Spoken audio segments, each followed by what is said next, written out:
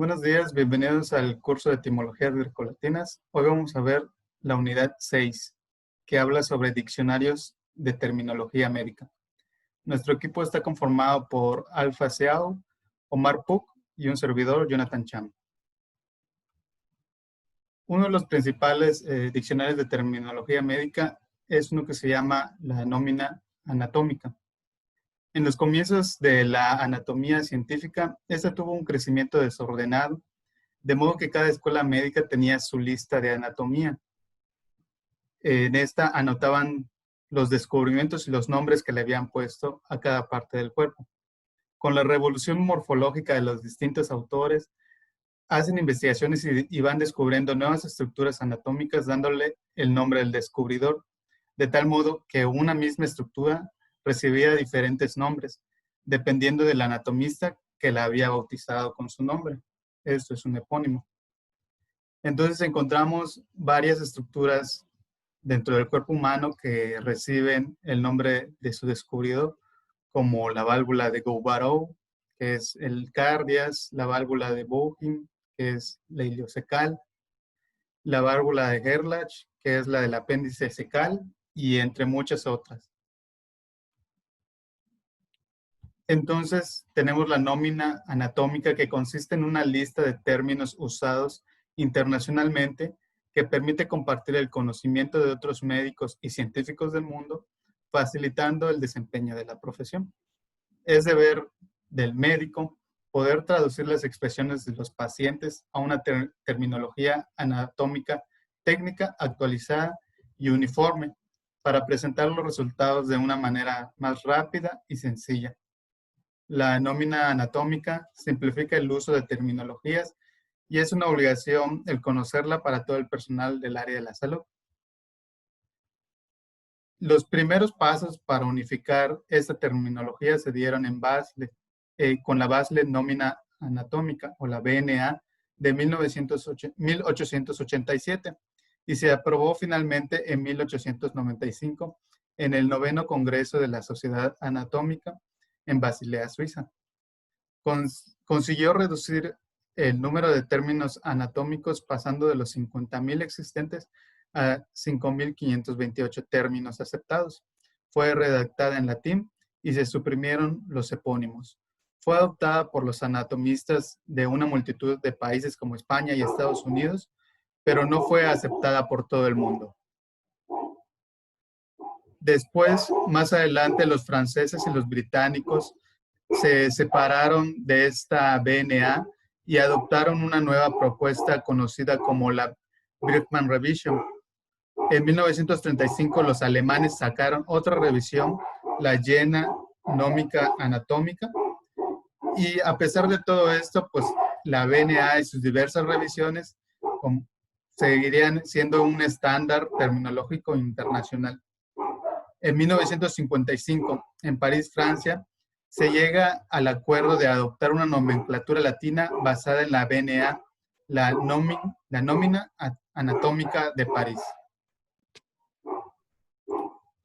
En Londres, en 1985, surgió la disputa sobre la independencia editorial de la IANC, Comité Internacional de Nomenclatura Anatómica, ya que no creía que su trabajo tuviera que estar sujeto a la aprobación de las asociaciones de miembros de la IFAA, Federación Internacional de Asociaciones de Anatomistas. Pero en 1989, IANC publicó la 6ª edición de la Nómina Anatómica, sin revisión por la IFAA.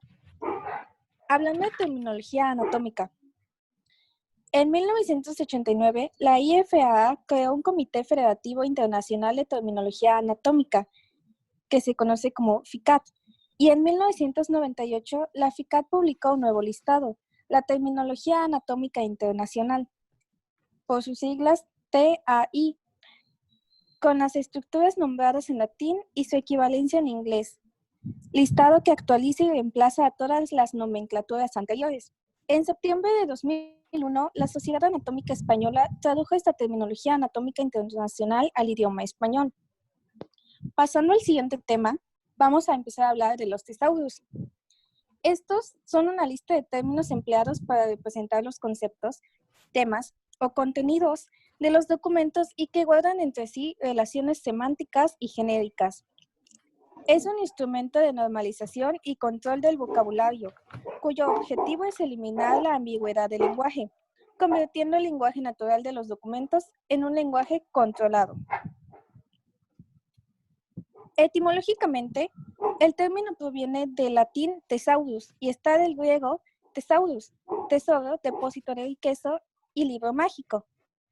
El latín adoptó el vocablo con el sentido de tesoro y posteriormente lo utilizaron las lenguas modernas para referirse así, en términos generales, al repertorio o recopilación de palabras o colecciones de una o varias áreas del conocimiento.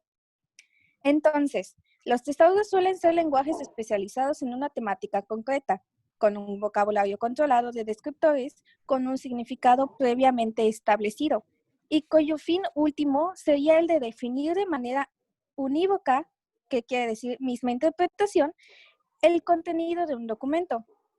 El fin de este lenguaje es el de ser puente de conexión entre los usuarios y las unidades de información.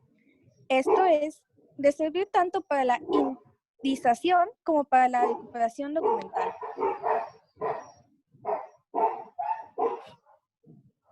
Ahora conozcamos las características principales de los tesauros. Primero, tenemos que esta es una lista de términos preferentes, los cuales están ordenados de forma alfabética, temática y también jerárquica. Una lista de sinónimos de esos términos preferentes, los cuales son llamados descriptores, cuentan con la leyenda úsese, término preferente, o una indicación similar.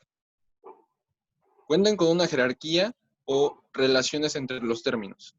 Esto se expresa con la identificación de términos más generales y también términos más específicos. Las definiciones de los términos en caso de la ambigüedad para facilitar la selección de los mismos por parte del usuario, y también cuentan con un conjunto de reglas específicas para usar el tesauro que estemos utilizando. En cuanto a los tesauros médicos, estos están formados principalmente por artículos científicos médicos, los cuales han sido publicados en revistas profesionales desde fines del siglo XIX. Estos han sido recopilados y elaborados en obras de referencia. En el siglo XX, el crecimiento de esta información científica ha ido aumentando considerablemente, y en paralelo con el desarrollo tecnológico también. Se construyeron versiones computarizadas de estos índices, bases de datos como Medline, Embase y otras más. Esto para posibilitar un acceso rápido a la información. Hay algunas bases de datos muy conocidas. Entre ellas tenemos el encabezados de temas médicos, o MESH por sus siglas en inglés. Este es un vocabulario terminológico controlado para publicaciones de artículos y libros de ciencia, el cual fue creado por la Biblioteca Nacional de Medicina. Puede consultarse y descargarse de manera gratuita en Internet. La versión impresa anual se dejó de publicar desde el año 2007. Originalmente en inglés, MESH se tradujo a numerosos idiomas, lo cual permitió la recuperación de documentos en otras lenguas diferentes del inglés. Otro muy utilizado es el DEX, o Descriptores en Ciencias de la Salud. Esta es una base de datos de términos relacionados con distintas disciplinas sobre las ciencias de la salud, para mantener un estándar de las palabras usadas por investigadores y facilitar la recuperación y búsqueda de artículos, revistas, libros, informes y todo tipo de materiales.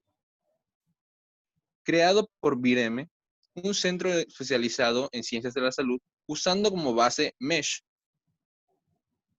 Existen más de 33,000 términos entre ambas bases de datos para múltiples idiomas, organizados en más de 8,000 subtemas. Esto con el objetivo de permitir el uso de la terminología común para búsquedas de palabras con fines científicos. Ahora, por último, el tesauro de la UNESCO. Esta es una lista controlada y estructurada de términos para el análisis temático y la búsqueda de documentos y publicaciones en los campos de la educación, cultura, ciencias naturales, ciencias sociales y humanas. También para comunicación e informática.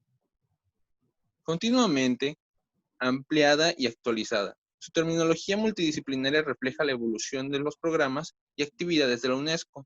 El tesauro está disponible en inglés, francés, español, ruso e incluso árabe, y se utiliza principalmente para indexar y buscar recursos en el repositorio de documentos de la UNESCO.